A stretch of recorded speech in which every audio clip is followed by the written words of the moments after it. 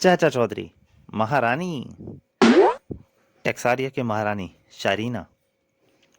ये था मेरा पहला पति, फिरोम, दुनिया का सबसे सुंदर आदमी। और ये मेरा दूसरा पति गोरेज, एक वैज्ञानिक। इस तरह एक के बाद एक मैंने 35 आदमियों से विवाह किया। सबके सब विश्व के महान प्रतिभाशाली व्यक्ति थे। कोई सर्जन तो कोई अभिनेता, कोई लेखक तो कोई गायक। और मुझे तलाश है ऐसे व्यक्ति की जो संसार का सबसे शक्तिशाली इंसान हो। महारानी शरीना, ऐसे व्यक्ति तो सिर्फ साबू ही है। सैनिकों, जाओ साबू को लेकर आओ। जैसी आपकी इच्छा महारानी जी। चाचा जी, सैनिकों से भरा एक ट्रक इधर आ रहा है। तुम भाग्यशाली हो साबू। महारानी शारीना ने तुम्हें अपने 36वें पति के रूप में पसंद कर लिया है। तुम्हारी महारानी सिर्फ 1 महीने के लिए ही उसे अपना पति बनाएंगी, बाद में उसे भी मरवा देंगी। मैं नहीं करूंगा उससे विवाह। हम कभी असफल होकर नहीं लौटते। मना करोगे तो जबरदस्ती ले जाएंगे। चलो, महारानी तुमसे विवाह करने के लिए रंगमहल में प्रतीक्षा कर रही है। साबू को गुस्सा आता है। मेंढको, हटो एक तरफ। आ हमारे पास आदेश है कत्ल करने के। ये शक्तिशाली बम तुम दोनों के चीथड़े उड़ा देगा।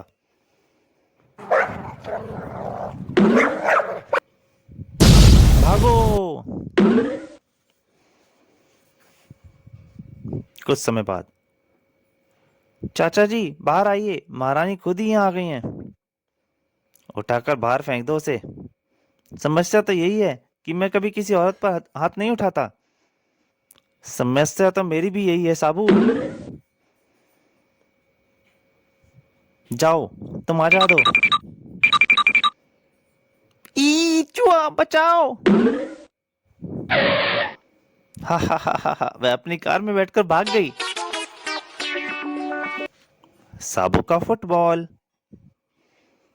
पहले अब फुटबॉल का मैच हो जाए। ठीक है साबू, पर दोनों और टीमों का चुनाव कैसे होगा? मैं किए देता हूँ। तुम 11 की टीम के मुकाबले में अकेले साबू, क्योंकि वह लंबा चौड़ा है, इसलिए इंसाफ यही कहता है। और रेफरी चाचा चौधरी। खेल शुरू। लो संभालो फुटबॉल और इसे गोल में दाग दो। गोल रोक लिया मैंने गोल होने से। गोल बच गया। अब मैं दिखाता हूँ गोल कैसे दागा जाता है। सब मारता है।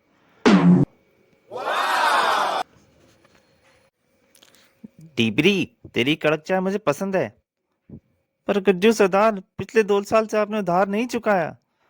गज्जू उधार गोलियों से चुकाता है। लगता है तेरे दिन पूरे हो गए हैं। तभी,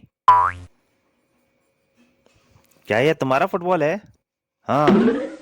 गुस्ताख, तुम्हारी फुटबॉल ने मेरी चाय गिरा दी। गज्जू के साथ जो बदतमीजी करे उससे मरना पड़ता है, पर चाय फुटबॉल ने गिराई है और गोली मुझे खानी पड़ रही है। ठीक है, पहले मैं तुम्हारे फुटबॉल को गोली मारता हूँ, फिर तुम्हें ऊपर मचाऊंगा। बचाओ। आओ साबू, इसे गोपी साइकिल वाले से पंचर लगवाना पड़ेगा। Mister Ringo. चाचा जी, दुनिया में भिन्न भिन्न किस्म के लोग क्यों हैं? कोई काला है, कोई गोरा, कोई ठिगना, कोई लंबा, कोई कांटे की तरह दुबला है, तो कोई ढोल की तरह मोटा। संसार में कभी क्यों नहीं एक जैसे हो जाते? साबू, ये कुदरत का खेल है। आदमी पर उसकी जाति और प्रदेश का बड़ा असर पड़ता है, और कुदरत ने जिसे जैसा बनाया है वह उसी तरह अच्छा है। तभी, अरे भाषण ही देते रहोगे या मेरी तरफ भी ध्यान दोगे? मैं रिंगो हूँ, अपने कद के कारण बहुत शर्मिंदा हूँ। क्यों? मैं शायद दुनिया का सबसे छोटा आदमी हूँ। लोगों ने बताया कि सिर्फ आप ही मेरा कद लंबा कर सकते हैं। पर ठिगनेपन में क्या बुराई है? तुम्हें कपड़ों पर कम खर्च करना पड़ेगा। मगर मेरी शादी नहीं हो रही है। इतने छोटे कद की लड़की दुनिया में कहाँ मिलेगी? ठीक है, मैं अंदर से लोहे की पत्तियां लाता हूँ। तुम्हारे पैर जमीन पर फिक्स कर दिए जाएंगे, फिर साबु तुम्हें खींचकर लंबा कर देगा। मैंने पेचकस दिए हैं साबू, बाकी काम तुम्हारा। हाँ तो मिस्टर रिंगो, मैं तुम्हें लंबा करने जा रहा हूं। ठीक से खड़े होना, सांस रोककर। खुश? अब तो तुम्हारे से साबू से भी 1 फुट ऊपर निकल गया। मैं फिर कुंवारा रह जाऊंगा। शादी के लिए इतनी लंबी लड़की कहां से मिलेगी? लोग किसी भी हाल में खुश नहीं है।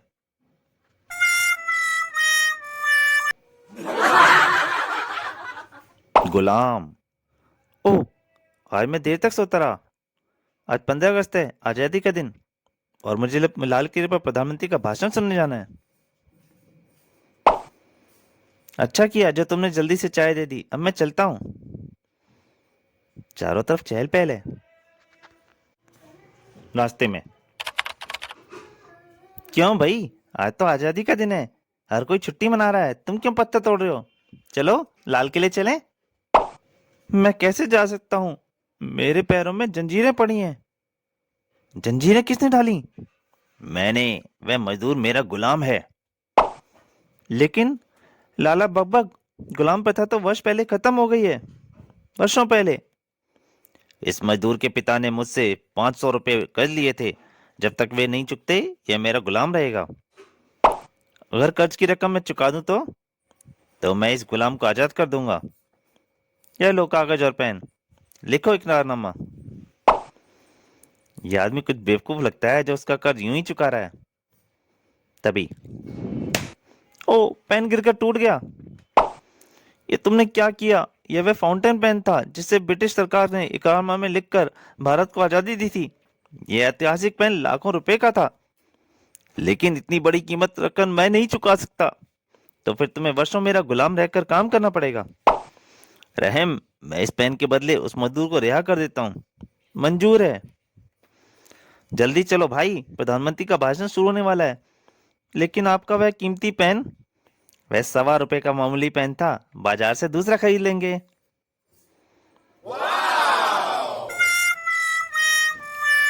बदला। वाह, आज तो चाची ने मटर पुलाव बड़ा लाजवाब बनाया है। तुम लोगों को सिर्फ खाने का ही काम है या कुछ काम धंधे की भी फिक्र है? भगवान, पहले साबू को कुछ खा तो लेने दो। खा लो।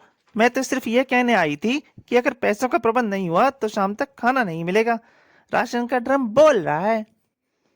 शाम से पहले ही हम कुछ ना कुछ इंतजाम जरूर कर लेंगे। चाचा जी, मैं जाता हूँ। देखता हूँ शायद कुछ काम मिल जाए। इधर।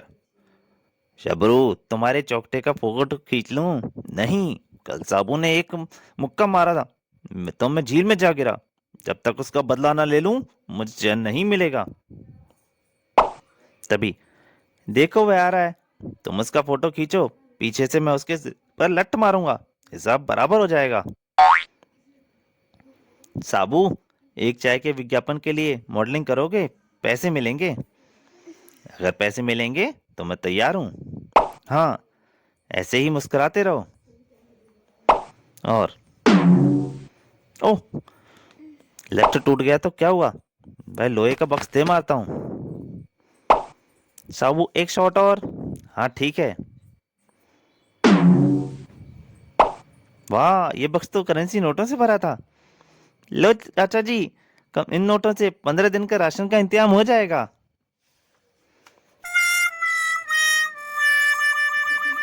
गुलामी खत्म। चाचा जी, आज सारी इमारतों पर तिरंगे क्यों लहरा रहे हैं? आज 15 अगस्त है। इस दिन हमें आजादी मिली थी। आजादी? ये किस चिड़िया का नाम है?